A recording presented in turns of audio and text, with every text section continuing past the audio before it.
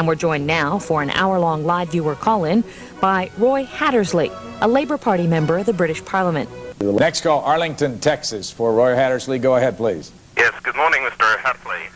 The Labour Party has been as ideological as Margaret Thatcher's Conservatives. I grew up in Labour Britain that crushed the offshore radio stations of 1967, enjoyed by me and by millions of listeners, and the Labour Britain that saw jobs go down the drain in the early 1970s.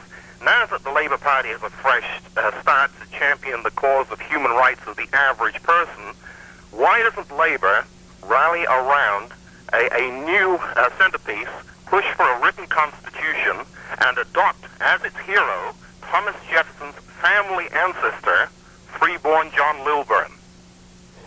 Well, let me just deal with those two first bits.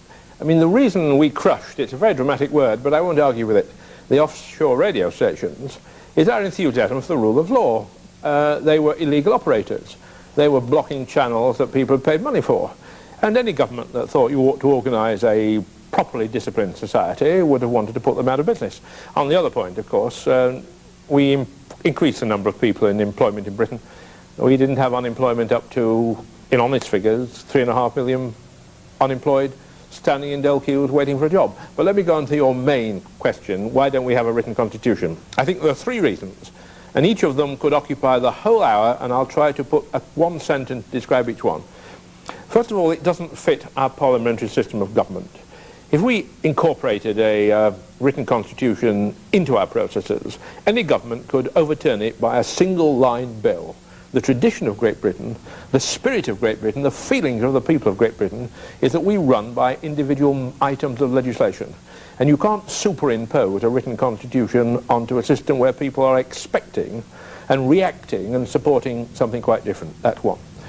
Point two is that giving the powers over human rights, let's say, to a declaration, to a statement, to a constitution, is putting the interpretation of those powers in the courts.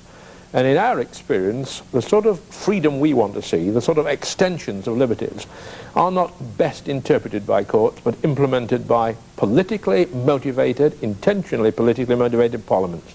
Which leads me to the third point, and it's related to the second. Written constitutions, by their nature, entrench the privileges and freedoms of those people who enjoy them already.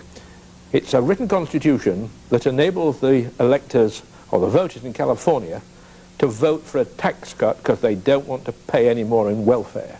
You never get a written constitution that enables the electors to demand higher taxes and more welfare. The European Declaration of Human Rights entrenches the rights of people to send their children to private schools. It doesn't entrench the rights of people who can't afford it to have a decent education for their children in the state school system. I think written constitutions entrench the negative view of freedom, the absence of restraint, rather than the positive view of freedom, the provision of opportunities. I'm sorry you get a philosophical answer, but serve you right for asking me a philosophical question.